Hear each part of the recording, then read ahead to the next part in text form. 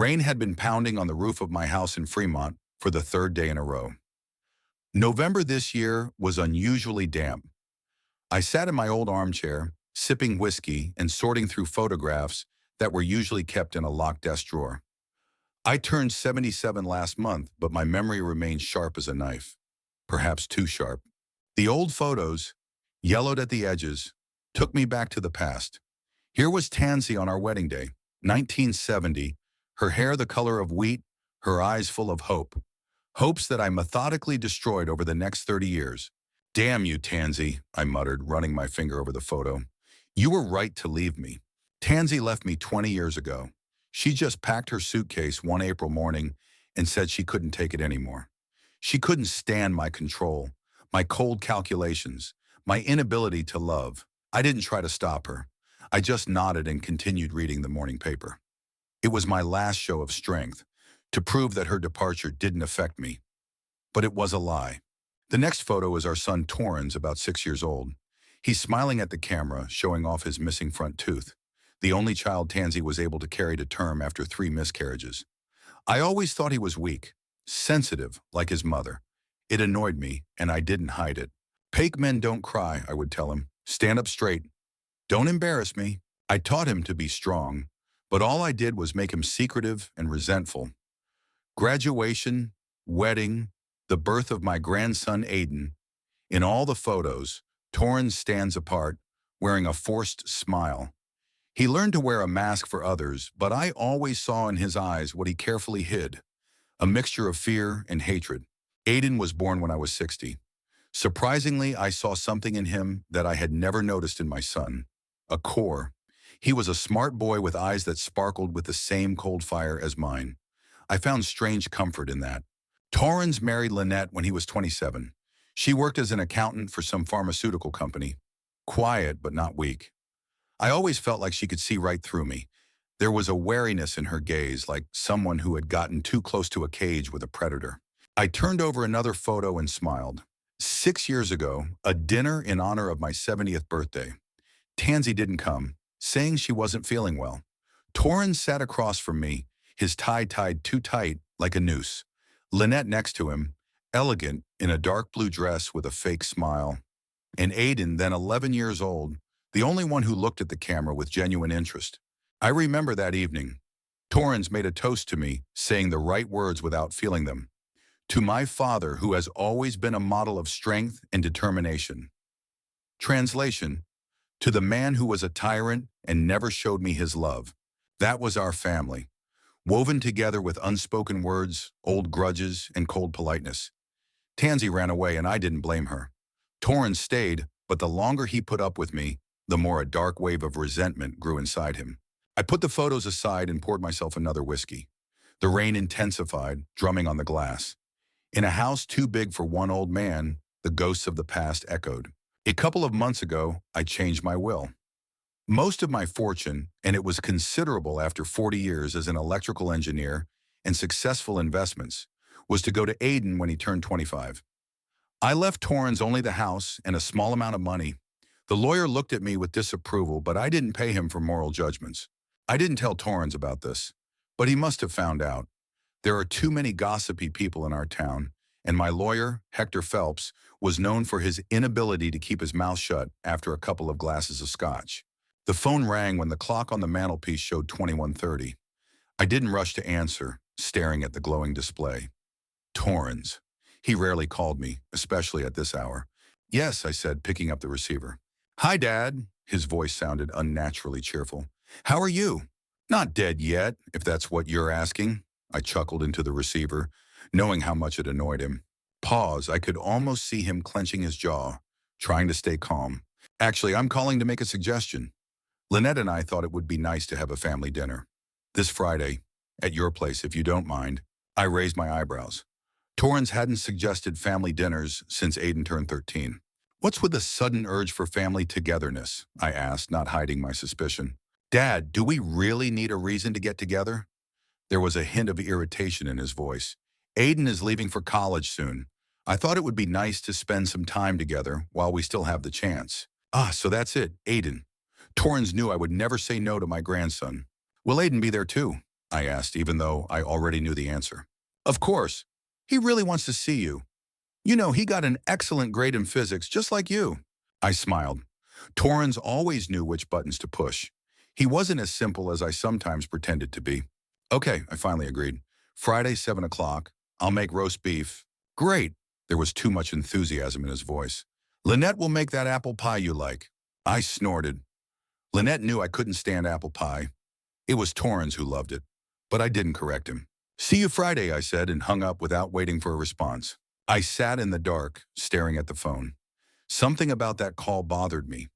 Torrens wanted something. He never made overtures without something in it for himself. He probably found out about the will and was trying to mend fences. Or he needed money. Either way, I was curious. But most of all, I wanted to see Aiden. The boy was turning 18 soon, and I knew Torrens would send him to college as far away from me as possible. Stanford or Yale, somewhere on the other side of the country.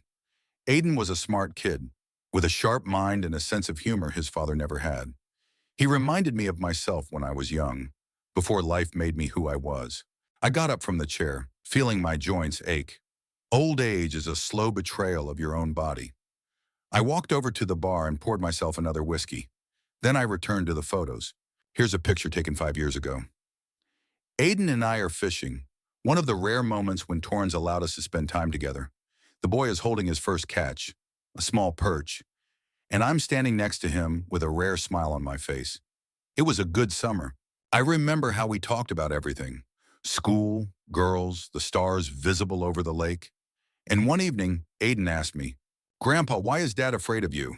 I was surprised by the directness of the question. Aiden had always been observant. "He's not afraid," I replied. "He's angry with me." "There's a difference." "Why?" Aiden threw pebbles into the water without looking at me. "For not being a good father," I said then. It was probably the only time I ever admitted my guilt out loud. Aiden nodded, as if I had confirmed what he had long suspected. "You're a good grandfather to me," he said simply. I didn't know what to say. I just put my hand on his shoulder. Since then, Torrens has tried not to leave us alone for long. It was as if he was afraid I would ruin his son, just as I had ruined him.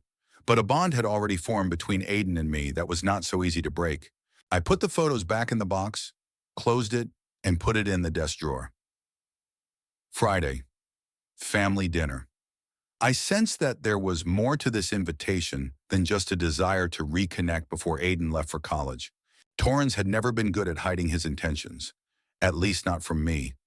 I knew him too well, perhaps better than he knew himself. I could see right through him, his weaknesses, his fears, his ambitions. And if he had something in mind, I would be ready. I walked over to the window and pulled back the curtain. The rain was still pouring down, turning the street into a mirror reflecting the blurred lights of the neighboring houses. Somewhere out there, in one of them, my son was planning his next move. And I would wait. After all, it was just another game of chess, and I had always been a good player. Perhaps too good. Perhaps that was why I was alone. But on Friday, I would have the opportunity to see Aiden. For that, I was willing to endure Torrens' fake smiles and Lynette's wary glances. For my grandson, the only person who looked at me without fear or judgment. The only one who seemed to really see me. Not a monster, not a tyrant, but just an old man with too many regrets and too little time to fix them. I returned to my chair and sat down, feeling the weight of my years. Tomorrow I would call my lawyer, just in case. After Torrens' call, something changed. I began to notice his car parked near my house too often to be a coincidence. First on Tuesday, then on Thursday, then on Monday the following week. It was strange.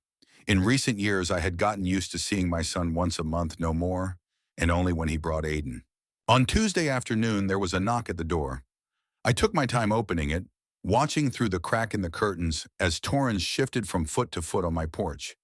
He was wearing a business suit, dark blue, too formal for a simple visit to his father. He was holding a folder with papers in his hand. "What can I do for you?" I asked, opening the door just enough to see his face. "Hi, Dad." Torrens smiled the smile he reserved for his clients. "I was in the neighborhood and thought I'd stop by. Can I come in?" I stepped back, letting him into the house. He walked into the living room, looking around as if he were here for the first time, even though he had grown up within these walls. "Would you like something to drink?" I asked, knowing he would refuse. Torrens never drank in my presence. He was afraid of losing control. "No, thank you, I'm driving," he said, sitting down in an armchair, still holding the folder. "How are you, Dad?" "Not sick? Since when do you care about my health?" I didn't try to hide my suspicion. Torrens sighed. "Can we at least try to talk normally? Aiden keeps asking about you. He's worried." The mention of my grandson softened me a little. How is he?" "Fine." Torrens tapped his fingers on the folder. "Getting ready for his final exams. He'll probably get a scholarship to Stanford." "Stanford," I repeated. "California? That's far away." "It's a great school." Torrens shrugged. "And yes, it is far away." We both knew what he meant, far away from me. "What's in the folder?" I asked directly. Torrens hesitated for a second. "Just some papers from work." "You know, I was thinking." He paused. "Have you ever thought about moving somewhere smaller? This house is too big for one person." There it was, the real reason for his visit. "You want me to sell the house?" I couldn't help but smile. "I'm just saying that at your age, many people prefer something more compact. Maybe an apartment in a retirement community, with round-the-clock medical care, with straitjackets and padded walls." I shook my head. "I'm going to die in this house, Torrens. Right in this chair if I'm lucky." He pursed his lips. "You're 77, Dad. You can't live alone forever." "Is that my business, or is it yours?" I was starting to get angry. "If you're so eager to get your hands on this house, you'll have to wait until I kick the bucket." Torrens flashed an angry look, but quickly regained his composure. "It's not about the house. I'm worried about you." "Sure," I said, standing up to indicate that the conversation was over. "Say hi to Aiden. Tell him I'm expecting him for dinner on Friday." Torrens also stood up but didn't rush to leave. "You haven't forgotten, have you?" "That's good. I don't have senile dementia, if that's what you're worried about." He headed for the door, but suddenly his phone rang. Torrens glanced at the screen and frowned. "I have to take this. Can I use your back door?" Without waiting for an answer, he walked out the back door. I wasn't going to eavesdrop, at least not at first.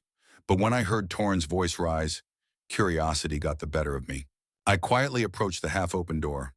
Torrens stood with his back to me, one hand pressing the phone to his ear, the other nervously running through his hair. "I know the deadline is tight," he said, clearly holding back his irritation. "Give me 2 more weeks." "No, listen, I have a plan. I can pay the whole amount at once." "Yes, the whole 200,000. I froze. 200,000? Where would Torrens get that kind of money? "What do you mean, debt collectors?"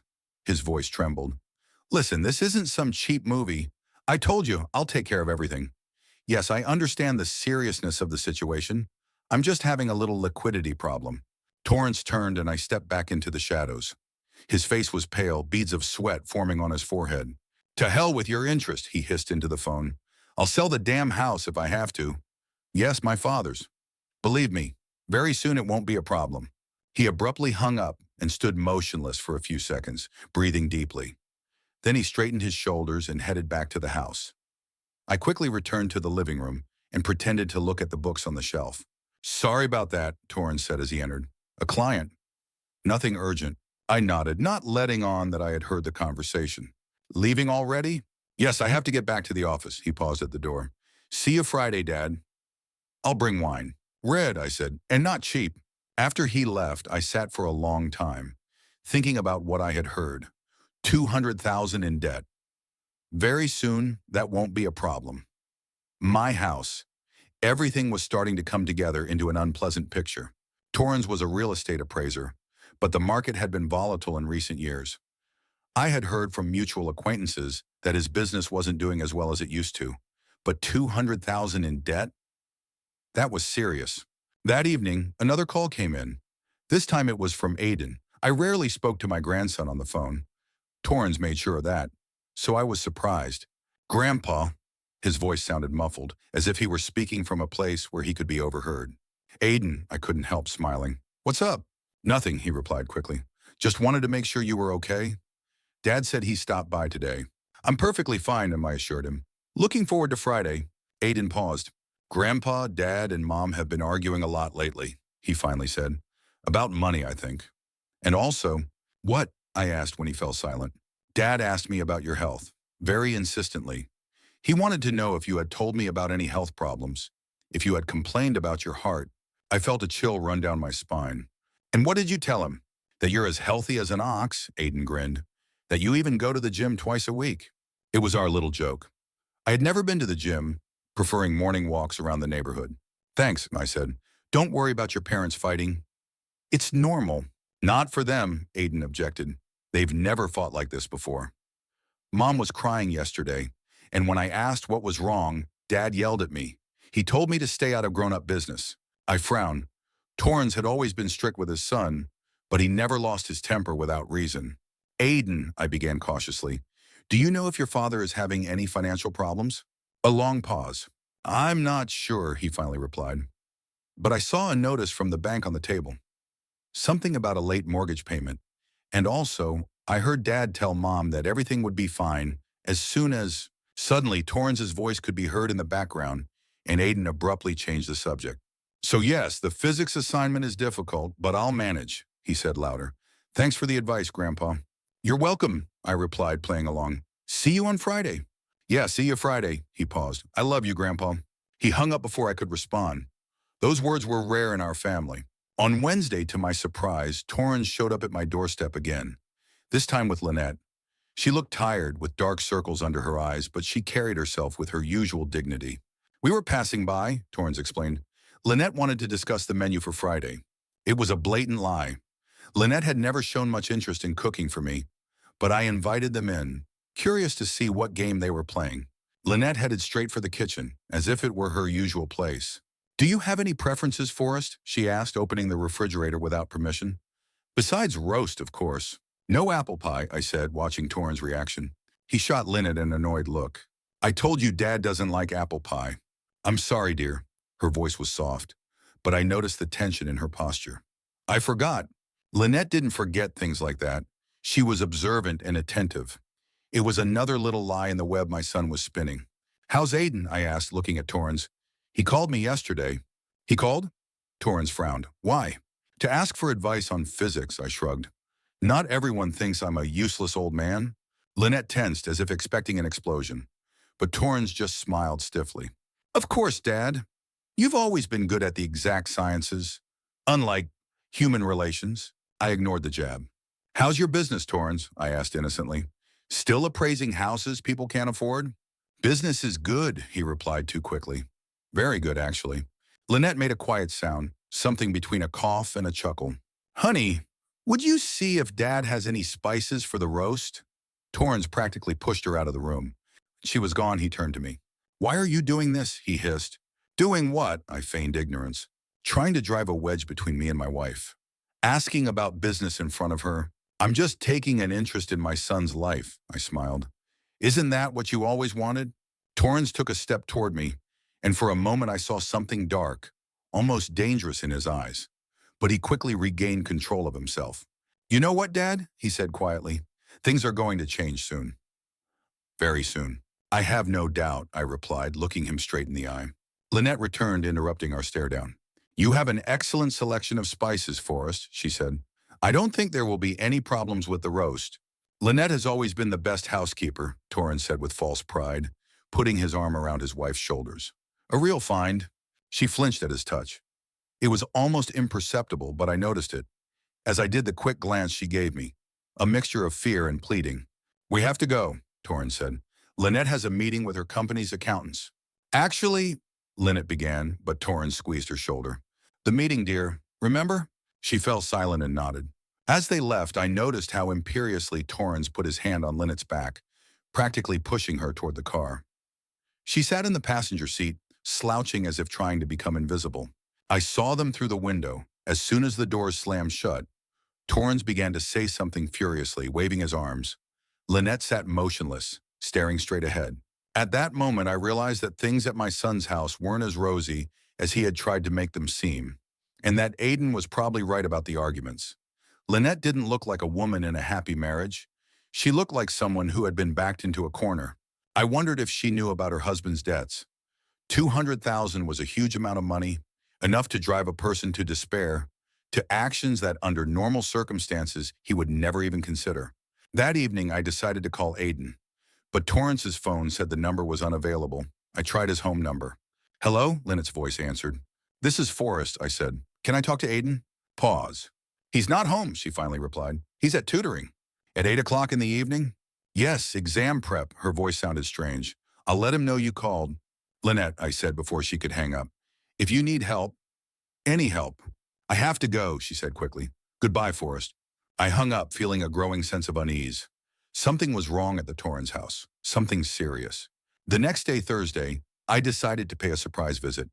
I rarely left my house without good reason, preferring to let the world come to me rather than the other way around. But the situation called for action. Torrance's house was a 20-minute drive from mine. It was a modern building in a prestigious neighborhood. Too expensive for his income, I always thought. I parked across the street and watched the house for a while. Torrance's car wasn't in the driveway, but I noticed a silhouette at the second-floor window. Aiden. I got out of the car and headed for the house. But before I could reach the porch, the door opened and Aiden appeared on the threshold. Grandpa? He looked surprised but pleased. What are you doing here?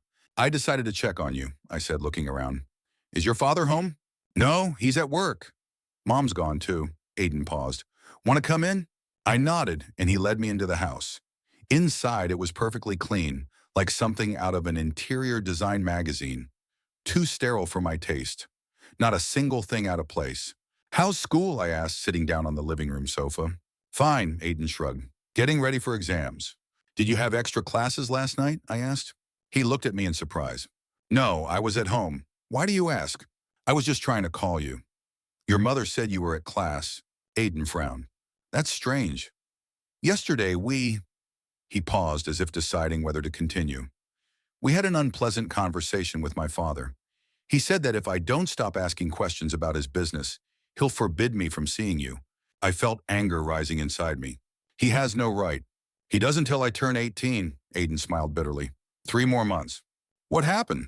I found a letter from the bank, Aiden said quietly, about our house being taken away for debt. When I asked my father about it, he got angry. Very angry.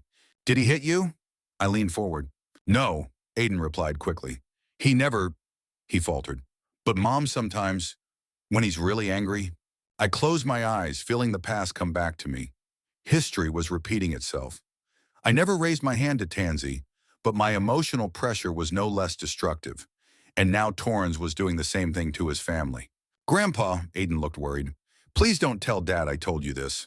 He's already on edge. I won't, I promised. But Aiden, if things get worse, you need to call me. Anytime. He nodded, but I saw doubt in his eyes. Like me once, Torrens had trained his family to be silent, to keep family problems inside the home. Suddenly, we heard the sound of a car pulling up. Aiden jumped up. It's my father. He wasn't supposed to be back this early. I'll leave through the back door, I said, getting up. Remember what I said. Aiden nodded and quickly escorted me to the back door. I managed to get out and hide behind the hedge, separating Torrens's property from his neighbors, when I heard the front door slam. Aiden? Torrens's voice echoed through the house. Whose car is that in front of our house? I didn't wait for an answer and quickly headed for my car, parked around the corner.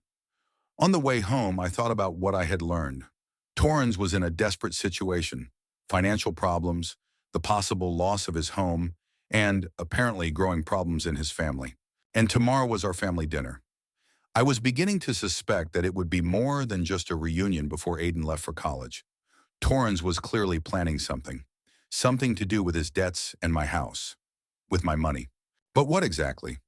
I couldn't imagine my son doing anything truly dangerous. For all his faults, Torrens had always been cautious, calculating, not capable of recklessness.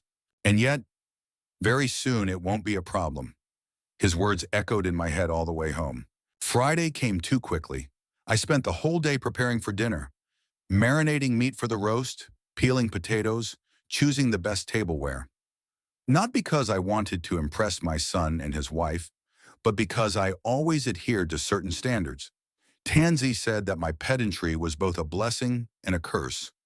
That evening, it could be my salvation. I set 4 places on the old oak table. The silverware that Tansy and I had received as a wedding gift, heavy crystal wine glasses, 2 for red, 2 for white, napkins folded into triangles, as my mother had taught me. Everything had to be perfect. At 6:45, I heard the sound of a car pulling up. Looking out the window, I saw Torrens helping Lynette out of the car. She was wearing a dark green dress, her hair pulled back into a neat bun. Aiden got out of the back seat, tall and thin, wearing a suit that looked new and a little tight. I opened the door before they had a chance to ring the bell. "Welcome," I said, trying to keep my voice neutral. "Hi, Dad," Torrance smiled, handing me a bottle of wine. "As you requested, a nice red." I took the bottle, studying the label. An expensive California Cabernet, not a bad choice. "Hello, Forrest." Lynette leaned over and kissed me lightly on the cheek. She smelled of floral perfume and something else. Perhaps fear. "Hi, Grandpa." Aiden hugged me, which was unexpected. He had never been a particularly tactile child. "Come in." I stepped aside, letting them into the house. "Dinner is almost ready." They went into the living room, and I lingered to take another look at the bottle of wine. Nothing suspicious, sealed with the cork intact. I took it to the kitchen, thinking about the family's strange behavior. All three were too tense, too polite, like actors who had forgotten their lines and were improvising on the fly. I uncorked the bottle and let the wine breathe, then checked the roast in the oven. Perfect. All that was left was to serve the dishes and pour the drinks. In the living room, Torrance stood by the fireplace, looking at the photos on the mantelpiece. Lynette sat on the sofa with her hands folded in her lap, as if she were at a job interview. Aiden was leafing through one of my physics books, but I could see he wasn't reading. His gaze was fixed. "How about an aperitif before dinner?" I suggested. "I have some excellent sherry." "No, thank you," Torrance shook his head. "Let's get straight to dinner. We're all a little hungry." Strange. My son didn't usually turn down an extra serving of alcohol. "As you wish," I said, pointing to the dining room. "Please sit down." They sat down. Torrance at the head of the table opposite me, Lynette to his right, and Aiden to his left. It felt more like a formal reception than a family dinner. I brought the roast and vegetable side dish, then returned for the wine.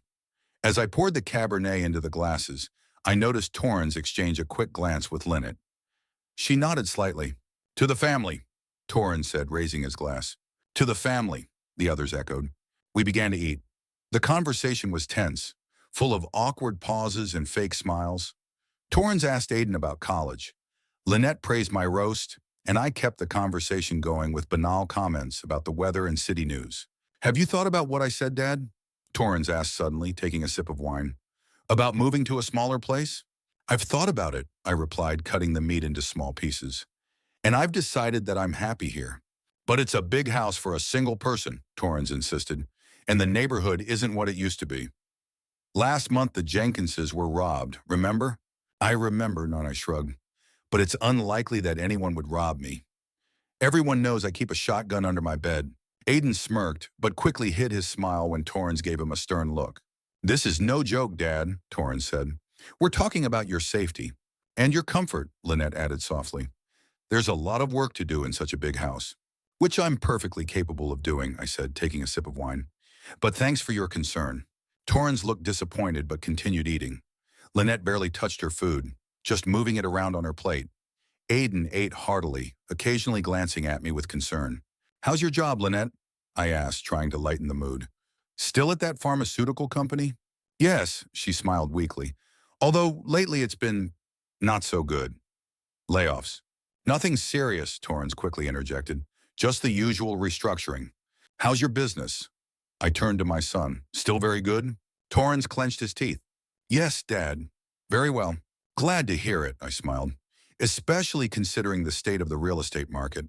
Aiden watched our exchange, his gaze shifting from me to my father and back again, as if watching a tennis match. "I'm thinking of going into engineering," he said suddenly. "Like you, Grandpa." "Excellent choice," I nodded, feeling a surge of pride. "You have a knack for the exact sciences." "We haven't made a final decision yet," Torrance interjected. "Law is also a good option. More lucrative." "It's not just about money," Aiden objected. "Of course it's about money," Torrance retorted. "Everything always comes down to money. Isn't that right, Dad?"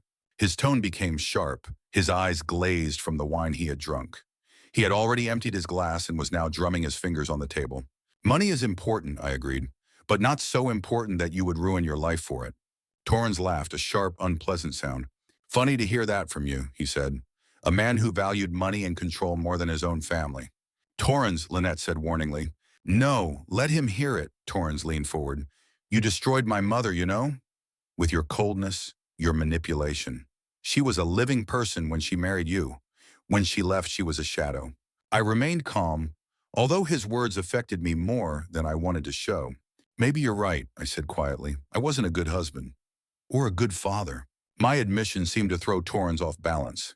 He had expected a defense, a counterattack, but not agreement.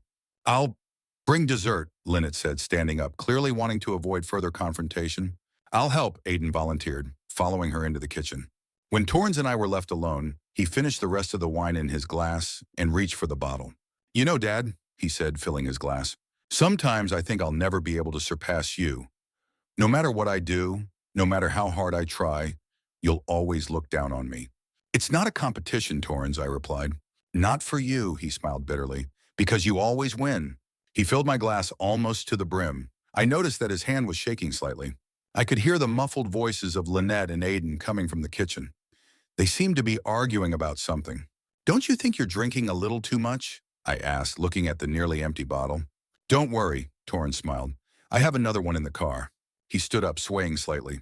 I'll be right back, he said, heading for the door. As soon as the door closed behind him, Lynette and Aiden returned to the dining room. Lynette was carrying a tray with a coffee pot and cups, and Aiden was carrying a plate with pie. Where's Torrens? Lynette asked, placing the tray on the table. He went to get another bottle of wine, I replied. She pursed her lips but said nothing. Are you okay? I asked, noticing that her hands were shaking. Yes, just tired, she said, sinking into a chair. The last few weeks have been difficult. Because of money? I asked bluntly. Lynette glanced anxiously at Aiden. Aiden, could you check where your father is? She asked. He's at the car getting wine, Aiden replied. Please, Lynette insisted. Aiden sighed and left the room. You know, Lynette said as soon as we were alone. It wasn't a question, but a statement. About your financial problems? Yes, I nodded. About the $200,000 in debt? Yes, that too. Lynette turned pale. How did you? I overheard Torrens talking, I admitted. He's not very careful when he's upset. She lowered her gaze. It's not just the money, she said quietly. It's everything. Our marriage, his business, our house. Everything is falling apart. And he thinks my death will fix it all, I finished for her. Her eyes widened in shock. What? No, Forrest, he would never. Her protest was interrupted by the return of Torrens and Aiden. Torrens was holding another bottle of wine, already uncorked. What are you whispering about? He asked, looking at us suspiciously. About dessert, I lied smoothly. Lynette said it wasn't apple pie. Blueberry, Lynette confirmed, struggling to control herself. I remembered you prefer berries. Torrens snorted and plopped down in his chair. Let's finish our wine first, he said, filling the glasses. It's not good to mix. I noticed that he filled my glass to the brim, but poured himself much less. A toast, Torrens announced, raising his glass. To the future. To change. We raised our glasses. And just as I was about to drink, I noticed something strange. An almost imperceptible movement of Torrens' hand. He dropped something into my glass for a second as he reached for the salt. I froze, the glass still raised to my lips. The wine looked normal. Dark red, no sediment, but something had definitely been added. Poison? A sleeping pill? In any case, nothing good. Something wrong, Dad? Torrens asked, noticing my confusion. No, just... I feigned a coughing fit. I'm sorry. It's my age. I put the glass on the table, continuing to cough, covering my mouth with a napkin. Do you need some water? Lynette asked, concerned. Yes, please, I nodded, still coughing. She got up and headed for the kitchen. Torrens looked at me with poorly concealed impatience. Are you okay, Grandpa? Aiden asked, putting his hand on my shoulder. Yes, just... I took a deep breath. Just a dry throat. Lynette returned with a glass of water. I took a sip. Then, taking advantage of the moment when everyone was concerned about my condition, I discreetly swapped my glass with Lynette's. She was sitting closest to me, and the switch happened naturally. I just moved the glasses, pretending to move mine aside to put down the glass of water. Better? Torrens asked, clearly nervous. Much better. I smiled and raised my glass. Now Lynette's glass. To the future. I took a small sip. Torrens followed my example, then Aiden. Lynette raised the glass to her lips, my glass, with the poisoned wine, and took a big sip. Excellent wine, she said, smiling at Torrens. You always knew how to choose good wines. I watched her, feeling a slight pang of guilt. She was an innocent pawn in Torrens' game, but if not her, then me. And I wasn't ready to die for my son's plans. We continued our conversation about the weather, Aiden's college plans, the new mayor of Fremont, Torrens grew increasingly restless, constantly glancing at me as if expecting me to drop dead at any moment. About 10 minutes passed when Lynette suddenly brought her hand to her throat. Something, she began, but her voice broke. Her face turned pale and beads of sweat appeared on her forehead. Lynette? Torrens frowned. What's wrong? She tried to answer, but instead of words, a strange wheeze escaped her throat. Her eyes widened with fear and confusion. Mom? Aiden jumped to his feet. Lynette suddenly doubled over, clutching her throat, her face contorted with pain. I can't breathe, she managed. Torrens finally realized what was happening and rushed to her. Lynette, he lifted her face, looking into her glazed eyes. What's wrong? She couldn't answer. Her lips began to turn blue, her breathing became irregular and shallow. Call an ambulance, Torrens shouted, turning to me. I slowly got up and walked over to the phone. I dialed 911 as if in a dream. Emergency services, I said into the receiver. My sister-in-law is sick. It looks like an allergic reaction. I gave the address, listened to the dispatcher's instructions, and hung up. They're on their way, I said, returning to the table. Lynette was now lying on the floor. Torrens was holding her hand, and Aiden was fanning her with a napkin, his eyes filled with horror. What's wrong with her? Torrens shouted. What's wrong with her? It looks like anaphylactic shock, I said calmly. Does she have any allergies? No, Torrens shook his head. Never had any. She's as healthy as a horse. Lynette tried to say something, her eyes wide, darting between Torrens and me. She weakly raised her hand, pointing to my glass, then to hers. What? Torrens leaned toward her. What are you trying to say? But she couldn't speak anymore. Her body arched in convulsions, her eyes rolled back. Mom, Aiden cried, grabbing her shoulders. Mom, please! I stood motionless, watching the scene as if from the outside. Part of me was horrified by what was happening, while another part remained coldly calculating. I thought about what Torrens had put in my glass. Judging by the symptoms, it was something fast-acting, possibly cyanide or strychnine. Something that could be obtained through the pharmaceutical company where Lynette worked. Why are you just standing there? Torrens shouted at me. Do something. I've already done everything I can, I replied. I called an ambulance. That's not enough. He was furious, desperate. You were an engineer. You must know first aid. For cyanide poisoning? The words came out before I could stop myself. Torrens froze, his eyes widening. What did you say? I realized my mistake, but it was too late. Aiden raised his head, his gaze darting from his father to me, then to the glasses on the table. I said it looks like anaphylactic shock, I corrected myself. Maybe she's allergic to something in the wine. Torrens stared at me, his face contorted with suspicion and fear. You, he began, but was interrupted by the sound of sirens. The ambulance arrived, but it was too late. The paramedics pronounced Lynette dead 10 minutes after they arrived. They asked questions about her health, what she had eaten and drunk, whether she had any known allergies. Torrens answered mechanically, his eyes empty. Aiden sat in the corner with his head in his hands. I walked over to him and put my hand on his shoulder. I'm so sorry, I said quietly. He lifted his head and I saw something in his eyes that I didn't expect. Not just grief, but understanding. Cold, clear understanding. That wasn't your glass, he whispered. You switched them. I didn't deny it. I just looked into his eyes, so similar to my own. Why? He asked so quietly that I could barely hear him. I didn't answer. There was no need. Aiden looked over at his father, who was talking to the police officer, and his eyes narrowed. It was him, Aiden said, his lips barely moving. He tried to. I squeezed his shoulder lightly, urging him to be quiet. Not here, not now. Aiden understood. He nodded, his face impassive. At 17, he already knew how to wear a mask, like all the men in our family. The police and paramedics left, taking Lynette's body with them. It was decided that an autopsy was not necessary. The official version was that she had suffered an acute allergic reaction, possibly caused by sulfites in the wine. No one checked the glasses or the wine leftovers. Why bother? It was a tragic accident, nothing more. Torrens remained seated at the table, staring into space. Aiden stood by the window, his back to the room. You'd better go home, I said. Get some rest. Torrens looked up at me with a strange expression. Don't you have anything to say to me, Dad? He asked. Only that I'm sorry for your loss, I replied evenly. My loss, he repeated. Not ours, mine. She was your wife, I shrugged. I hardly knew her. Torrens suddenly laughed, a grim, joyless laugh. You never change, he said.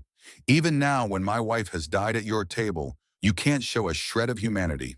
I didn't answer. What could I say? That I was sorry about Lynette's death, but not that I was still alive. That I knew about his plan. That I understood his desperation, but couldn't forgive the attempted murder. We're leaving, Torrance stood up. Aiden, come on. Aiden didn't move. I'm staying with Grandpa, he said quietly. What? Torrance stared at his son. Your mother just died, and you want to stay here? That's exactly why, Aiden turned away. I don't want to go back to that house. Not today. Torrance opened his mouth to argue, but something in his son's face stopped him. As you wish, he said finally. I'll call in the morning. He left without saying goodbye to me. A minute later, we heard the roar of his car engine. Aiden and I were left alone in the dining room, where half-empty glasses of wine and uneaten roast beef still stood. Where less than an hour ago, Lynette had been alive. You knew, Aiden said, looking me in the eye. You saw him put something in your glass. It wasn't a question. Yes, I replied simply. And you switched glasses. Yes. Aiden stared at me for a long time, his face as still as a mask. Why didn't you say anything? Why didn't you stop her? It all happened too fast, I said, but we both knew that was a lie. I had enough time to warn Lynette, but I chose not to. I chose my life over hers. He wanted to kill you, Aiden said. My father tried to kill you. It looks that way. Because of money? Because of your will? I nodded. 200,000 in debt. The house on the verge of foreclosure. He was desperate. Aiden sank into a chair, his shoulders slumped. What now, he asked. Are you going to tell the police? Do you want me to, I asked. Do you want your father to go to prison? Aiden raised his head, and I saw the conflict in his eyes. Love for his father and disgust at his actions, grief for his mother, and shock at the realization that her death was accidental.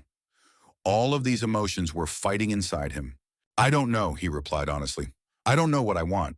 I walked over to him and put my hand on his shoulder. You don't have to decide now, I said, or decide at all. It's not your responsibility. Whose is it, he asked, looking at me. Yours? You won't say anything, will you? I shook my head. I survived. Torrance lost his wife. Maybe that's punishment enough. That's wrong, Aiden shook his head. This is all wrong. Life is rarely right, I said. We just do what we have to do to survive. Aiden looked at me with a long gaze that revealed a new understanding. He saw me for who I really was. Not a loving grandfather, not a monster, but a man willing to do anything to survive, just like his father. I'll stay the night, he said finally, if you don't mind. Of course, I nodded. Your room is always ready. I was referring to the guest bedroom that Aiden used when he stayed with me. The room I had kept in perfect condition all these years, knowing that one day it might be needed. Aiden got up and headed for the stairs. He stopped at the threshold and turned around. He knows, he said quietly. Dad. He realized you switched the glasses. Yes, I agreed. I think so. He won't stop. Aiden's eyes were dark with fear. Now that Mom's gone, he'll be even more desperate. I know, I said. Don't worry about it tonight. Go get some rest. Aiden nodded and went upstairs. I was left alone in the dining room, surrounded by the remains of a dinner that had turned into a wake. I walked over to the table and looked at the glasses. Mine was almost full, with the poison wine that had killed Lynette, and hers was full of regular wine, which I had only taken a sip of. Perhaps I should have felt more guilt over her death, but the only thing I felt was cold determination. Torrance had tried to kill me, and he wouldn't stop, as Aiden had said. I had to prepare myself for what was coming next, for the consequences of this evening, for the fact that my son now knew that I knew about his plan, and for the fact that Aiden was right. Torrance wouldn't stop. I gathered the glasses and took them to the kitchen. I poured the contents into the sink and turned on the water. The red wine swirled around the white porcelain, reminiscent of blood. Then it disappeared, washed away by the water, leaving no trace. If only everything else could be washed away so easily. Lynette's funeral was on Tuesday. The gray sky and drizzling rain seemed to match the mood. I stood apart from the main group of mourners, watching Torrance accept condolences, his face frozen in a mask of restrained grief. Aiden stood next to his father, pale and distant. He never once looked in my direction. The ceremony was short. The taciturn priest spoke about the unpredictability of life and the comfort of faith. Lynette's colleagues from the pharmaceutical company looked genuinely sad. She had apparently been a good employee and friend. Torrance gave a short speech, his voice trembling in all the right places, his eyes moistening as he spoke of the suddenness of the loss. My wife was healthy, Full of life, he said, looking at the gathering. No one could have imagined that a normal family dinner would turn into such a tragedy. As he said this, he glanced quickly at me. His eyes showed accusation mixed with fear. He still wasn't sure if I knew about his plan, if the exchange of glasses was accidental or intentional. This uncertainty tormented him. I could see it in the tense line of his shoulders, in the way he nervously clenched his fists when he thought no one was looking. After the ceremony, people dispersed. Torrance and Aiden left for home without inviting me to join them. I didn't insist. Some things are better left unsaid, at least for a while. The investigation into Lynette's death was a formality. The police conducted a standard interview with those present at the dinner, collected wine samples, and examined the scene. Torrance insisted on the sudden allergic reaction theory. I didn't argue. Aiden remained silent, answering questions in monosyllables. Detective Marlowe, an elderly man with tired eyes, visited my home 2 days after the funeral. He sat in the same living room where the tragedy had occurred, sipping the coffee I offered him and looking at me with professional curiosity. "Mr. Pike," he began, "I'd like to clarify some details about that evening. You said your sister-in-law suddenly started choking after drinking wine?" "That's right," I nodded. "We had just started dessert. Lynette took a sip of wine, and a few minutes later she felt ill. And she had never had an allergic reaction to alcohol before? Not that I know of. But we weren't close," I shrugged. "You'd better ask my son." "We did." Marlowe took a sip of coffee. "He says she never had any allergies.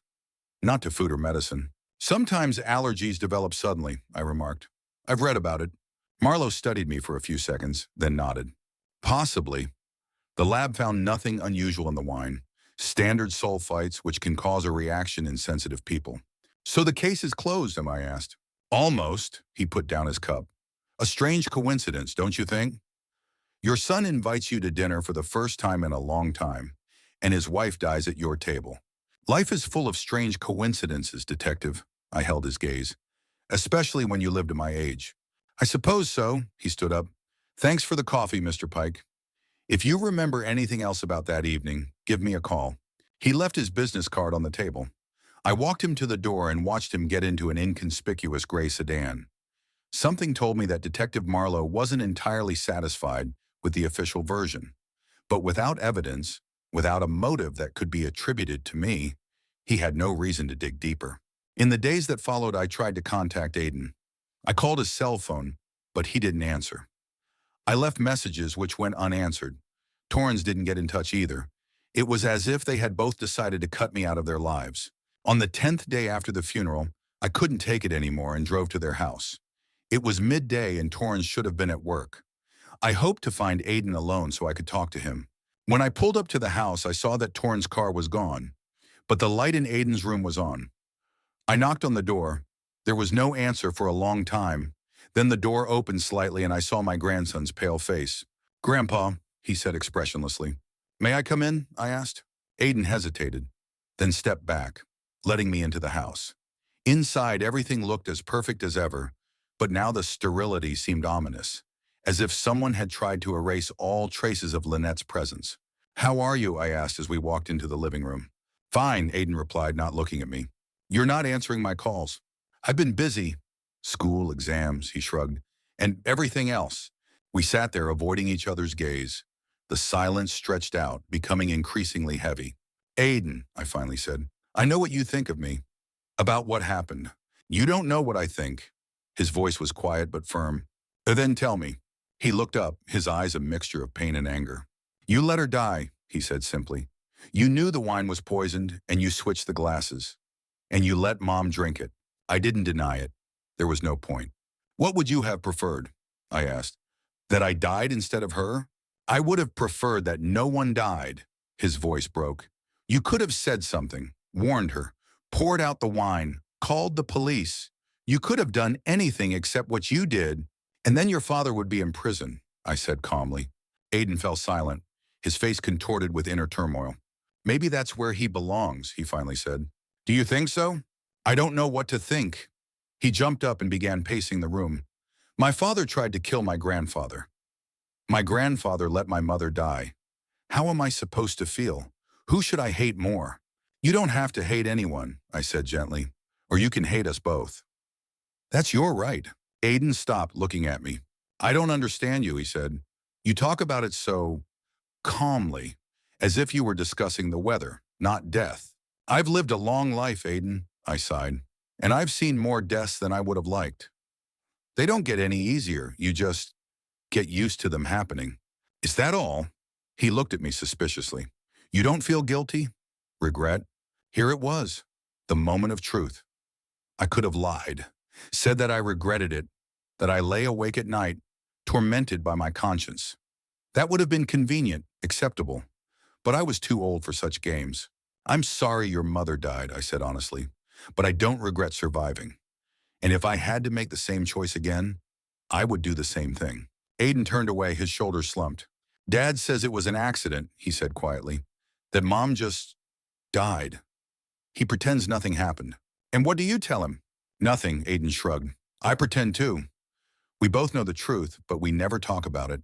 Like real pikeys, right? I heard the bitterness in his voice. The same bitterness I heard in Torrin's voice when he was his age. History was repeating itself, and I was witnessing it. Aiden, I stood up. I can't change what happened, but you need to know that I will never hurt you. Whatever happened between me and your father, you are not a part of it. You're wrong, he shook his head. I've been part of it since the moment I saw you switch the glasses. Since the moment I realized my father was a murderer, or tried to be one. And what are you going to do with that knowledge? Aiden was silent for a long time, then shrugged. Nothing. What can I do? Go to the police? Destroy what's left of our family? He smiled bitterly. Or I can continue to pretend I don't know anything. Live with it. Like you. There was a truth in his words that I couldn't deny. Living with what you know but can't change is a heavy burden. A burden I've carried for most of my life. You're 17, I said. Soon you'll be able to leave. Start a new life. Run away, you mean? His eyes were cold. Like Grandma did? Tanzi was wiser than all of us. I smiled sadly. She understood early on that some things can't be fixed. You can only walk away from them. We heard the sound of a car pulling up. Aiden tensed. It's Dad, he said. You'd better leave. He's not himself lately. I nodded and headed for the back door, the same way I had left this house the last time. Grandpa, Aiden called after me as I reached the threshold. How do you live with it? With what you did. I turned and looked at my grandson. In his eyes, I saw not only pain, but also a thirst for understanding. He wanted to know how to cope with what he had learned, with who his loved ones really were. Day by day, I replied honestly. Sometimes you think about it every minute. Sometimes days go by and you don't remember. But it's always with you. It's part of you. He nodded as if that was the answer he had been expecting. Take care, Aiden, I said finally. You too, he replied quietly. Dad hasn't forgotten. And he hasn't forgiven. With that warning, I left the house, managing to slip away before Torrens came through the front door. At home, I poured myself a whiskey and sat down in an armchair, thinking about my meeting with Aiden. The boy was smart, too smart for his age, and now he carried the weight of a secret that could break even an adult. I knew that burden all too well. My whole life was woven from secrets, silences, compromises with my conscience. It wasn't just the story with Lynette. There were other moments I had never told anyone about. Moments of choice when I put my survival above everything else. Was I a monster? Perhaps. But I was a living monster, and at my age that seemed like a sufficient excuse. In the days that followed, I often thought about the morality of my actions. Not out of guilt, I was too old for that, but out of intellectual curiosity. Was there an alternative? Could I, as Aiden suggested, have warned Lynette, spilled the wine, exposed Torrin's plan? Of course I could have. But each of those options had consequences. Torrens in prison, Aiden without a father. A scandal that would have destroyed what little remained of our family. Instead, Lynette died. A woman I barely knew. A woman who was unhappy in her marriage to my son. A woman who might even have been grateful for the release had she had a choice. It was cold, calculated logic. The logic of survival. The same logic that had helped me make difficult decisions my entire life. Was I right? Probably not. But I was alive, and that was all that mattered. A week after my visit to Aiden, the phone rang. I answered, expecting to hear my grandson's voice. But it was Torrens. Dad, his voice sounded strange.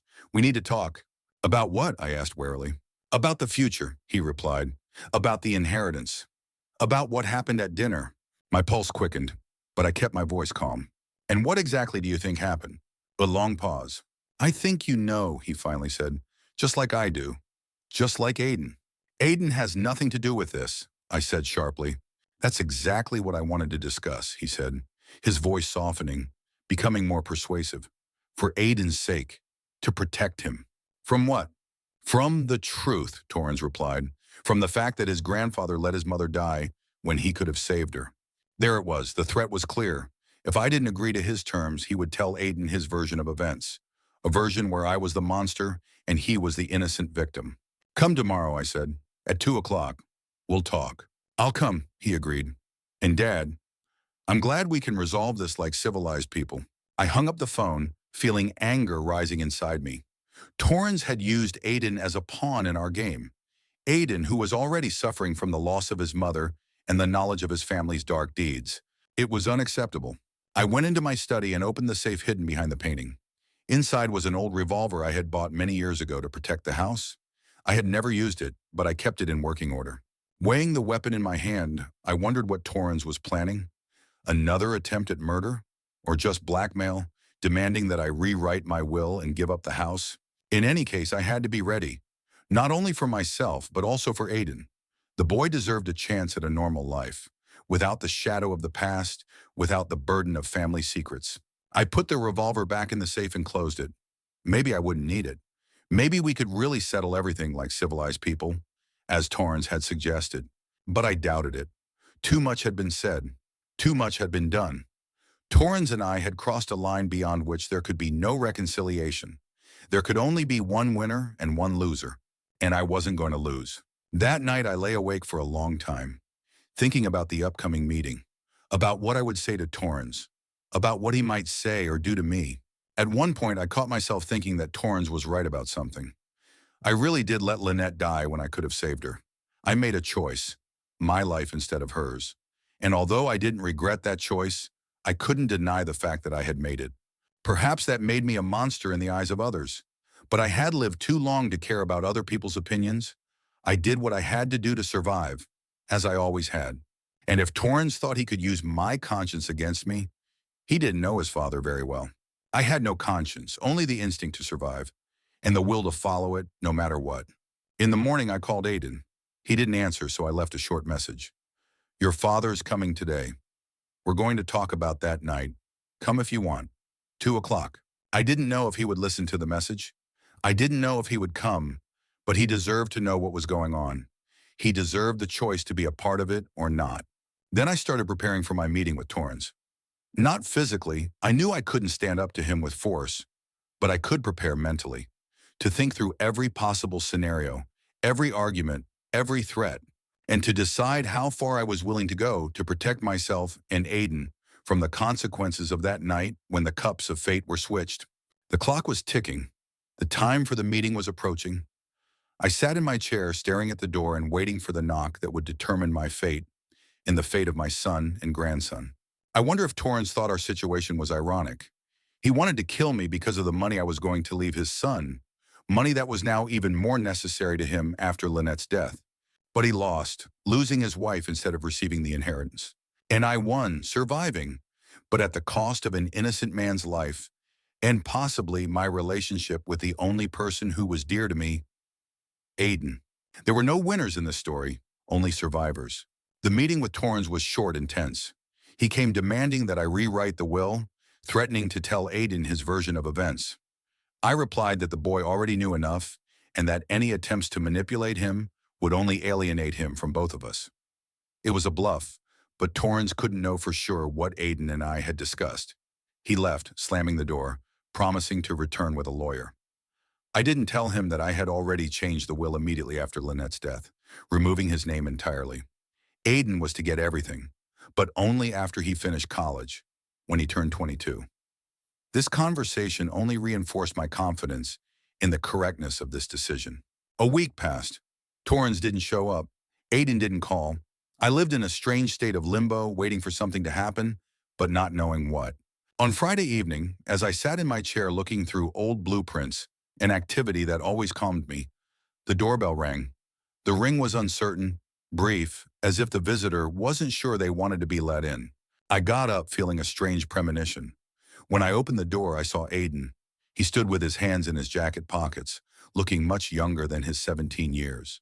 "Hi, Grandpa," he said quietly. "Can I come in?" I stepped back, letting him into the house. He walked into the living room, as if unsure where to go, even though he had been here dozens of times before. "How are you?" I asked, not knowing where to start. "Fine," he shrugged, not looking at me. "School's out. Exams are over." "Good," I nodded. "Want anything? Tea? Coke?" "Coke, if you don't mind." He finally looked at me. "Do you still have some?" "Of course," I smiled weakly. "I always keep some for you." I went to the kitchen and took a can of Coke out of the refrigerator. When I returned, I found Aiden looking at the photos on the mantelpiece, the very ones I had been looking at the night Torrance called with the invitation to a family dinner. "Here," I handed him the can. "Thanks." He opened it and took a sip. "Dad said he came to see you the other day." "Yes." I didn't go into details. "He didn't say what you talked about." Aiden looked at me intently. But when he came back, he looked very angry. "We don't always see eye to eye," I said simply. Aiden nodded as if that explanation was enough. Then he pointed to one of the photos. "Is that you and your grandmother? At a wedding?" "Yeah." I moved closer. 1970. She was 22. I was 25. "She was beautiful," Aiden remarked. "Her eyes unkind." "Yes, Tansy was always kinder than me," I said, taking the photo and looking at the young woman who once believed she could live a happy life with me. "Too kind for someone like me." Aiden looked at me curiously. "Well, what were you like back then?" I thought about it. No one had ever asked me that before. Not Torrance, who didn't seem interested in my past, nor Tens, who found out the answer too late. "Ambitious," I finally said. "Determined." I wanted everything at once. A successful career, money, respect. And I thought I knew how to get it. "How?" Aiden sat down on the sofa, still holding the can of Coke. I sat down next to him, feeling a strange urge to tell this story. A story I had never told anyone before. "I grew up poor," I began. "My father, your great-grandfather, was an alcoholic. My mother worked 2 jobs to feed us. I vowed to myself that I would never live like them, that I would have everything they didn't have." Aiden listened attentively without interrupting. "I was the best in school and got a scholarship to engineering college. I worked during the day and studied at night. By the age of 23, I already had a degree and offers from several companies." I paused. "But that wasn't enough. I wanted more. I started playing the stock market, investing every penny I earned. Sometimes I won, sometimes I lost." "And then you met Grandma?" Aiden asked. "Yes," I nodded. "Tansy worked as a secretary at the company where I was interning. She was a ray of sunshine. She was always smiling, always had a kind word for everyone. I didn't understand why she paid attention to me, but I was grateful to fate." "Did you love her?" "That's a difficult question. Did I love Tansy? Or did I just like the way she made me feel special, chosen?" "I thought so," I answered honestly. "But love was something abstract to me back then. I didn't understand what it meant to truly love someone, to put someone else's interests above your own." Aiden nodded as if he understood what I was talking about, although at his age that seemed unlikely. "We got married," I continued. "We bought a small house and started building a life together. And then something happened that changed me forever." I paused. The memory's still painful, even after all these years. "What happened?" Aiden asked quietly. "The recession," I replied. 1974. The company I worked for went bankrupt. My investments lost their value overnight. We lost almost everything." Aiden frowned. "But you rebuilt everything, right?" "Yes," I nodded, "but at a great cost.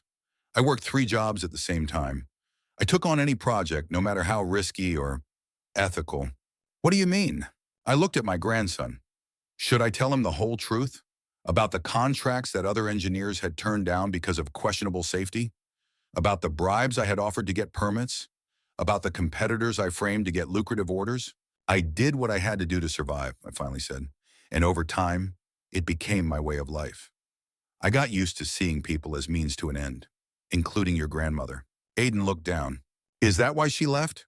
"Yes," I sighed. "By the time your father grew up, our marriage was just a facade. Tansy lived her life, I lived mine.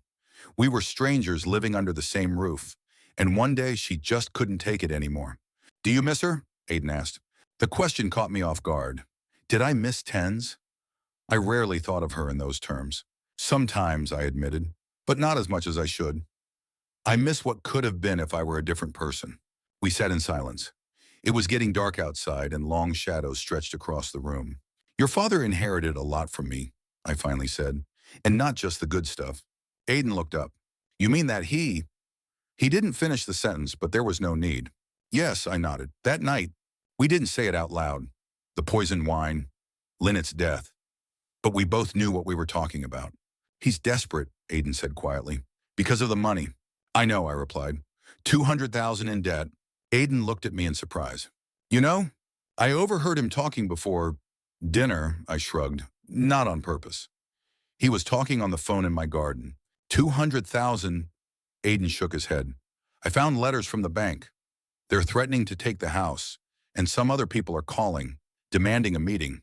Dad always tells them he'll sort everything out soon. And he decided that my death was the easiest way to do that, I finished. Aiden flinched but didn't deny it. He thought he would get your entire inheritance, he said. But you changed the will, didn't you? Left everything to me? I looked at him in surprise. How did you find out? Dad said so once when he was drunk. Aiden smiled bitterly. He didn't know I could hear him. He told Mom that you wanted to leave all the money to me, bypassing him, that it was unfair after everything he had endured living with you. And what did Lynette say?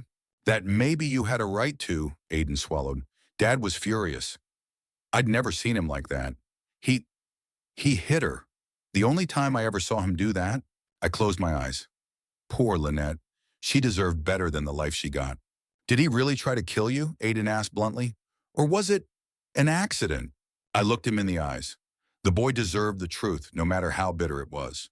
Yes, I replied. He slipped something into my glass. I saw it, and I switched glasses when no one was looking. Aiden nodded as if he had expected that answer. I thought I was going crazy, he said quietly. Part of me didn't want to believe it. I wanted to think it was really an allergy, an accident. It would have been easier, I agreed. But it's not true, Aiden looked at me.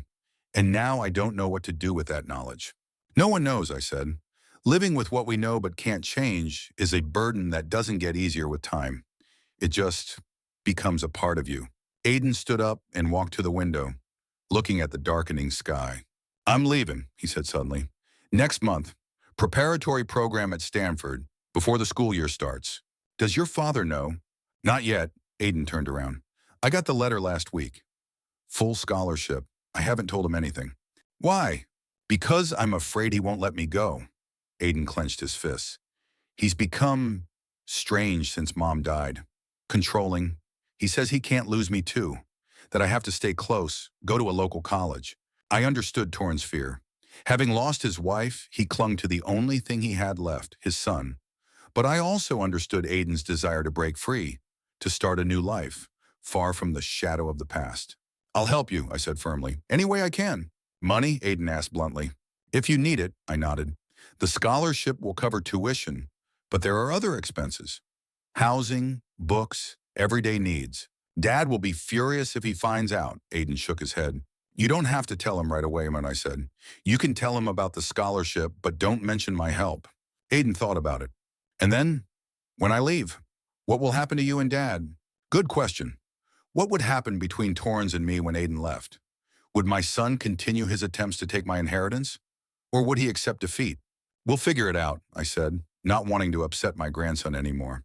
You don't need to worry about that. But I am worried, Aiden objected. He might try again. I'll be careful, I assured him. And now I know what to expect. Aiden didn't look convinced, but he nodded. Can I stay tonight? He asked. I told Dad I was spending the night at a friend's house working on a project. Of course, I was glad he asked. Your room is always ready. We had dinner together. A simple meal of reheated lasagna from the freezer and salad. During the meal, we talked about neutral things, Stanford, what Aiden wanted to study, his plans for the summer. Not a word about Torrance, about Lynette, about that evening. After dinner, we moved to the living room. I took out an old chessboard, a game I had taught Aiden when he was 8. We played in silence, focusing on the pieces, on strategy. But between us, an understanding was forming, deeper than words. Checkmate, I said finally, cornering his king. You always win, Aiden remarked, but without bitterness. Not always, I smiled. You're getting better with every game. He began to set up the pieces for a new game, but I shook my head. It's late, I said. You need to rest. Aiden nodded and stood up. But before heading for the stairs, he turned to me. Grandpa, he said quietly, I want you to know, I don't blame you for what you did. I probably would have done the same thing. I looked at him, struck by this admission. There was no condemnation in his eyes, only understanding. Understanding I hadn't expected and perhaps didn't deserve. Thank you, I said simply. He nodded and went upstairs. I remained seated, staring at the chessboard, at the pieces frozen in anticipation of the next move. Aiden was right. The game between Torrens and me wasn't over yet. But now I had an ally, a grandson who understood me better than anyone else, who saw me for who I was, with all my flaws, and still didn't turn away. I got up and walked to the window, looking out at the dark street. Somewhere out there, a few miles away, Torrens was probably waiting for his son to return, unaware that he had found refuge with the man he had tried to kill. Irony of fate, or perhaps justice. I heard footsteps on the stairs and turned around. Aiden was standing on the bottom step, wearing the pajamas that were kept in his room. I forgot to tell you, he said. I want to study engineering. Like you. I felt a strange warmth in my chest. Pride, tenderness, a feeling I couldn't name. You'll be a great engineer, I said. Better than me. I doubt it, he smiled in room, but I'll try. Good night, Aiden. Good night, Grandpa. He went upstairs and I heard his bedroom door close. I returned to my chair and sat down, feeling a strange calmness. A silent alliance had formed between us. It wasn't based on words, promises, or vows, but on understanding, on the recognition of the dark truths that we both knew but did not speak aloud. Aiden saw me for who I was, a man capable of cold calculation, of cruelty when necessary for survival, and he did not turn away, did not condemn me, because he saw the same traits in himself, the same instincts, the same cold-bloodedness. I always thought Aiden was more like Tens, kind, gentle, compassionate, but maybe I was wrong. Maybe there was more of me in him than I realized, and of Torrens too. Ambition, determination, a willingness to pursue his goals no matter what. But unlike Torrens, Aiden didn't let those qualities overshadow everything else. He maintained a balance between cold calculation and humanity, between head and heart, something neither I nor my son had managed to do. I closed my eyes, feeling a strange sense of peace. Whatever happened next, whatever Torrens' next move was, I knew I wasn't alone, that there was someone who understood me, who accepted me for who I was, someone worth continuing the game for. And perhaps for the first time in many years, I felt something like hope.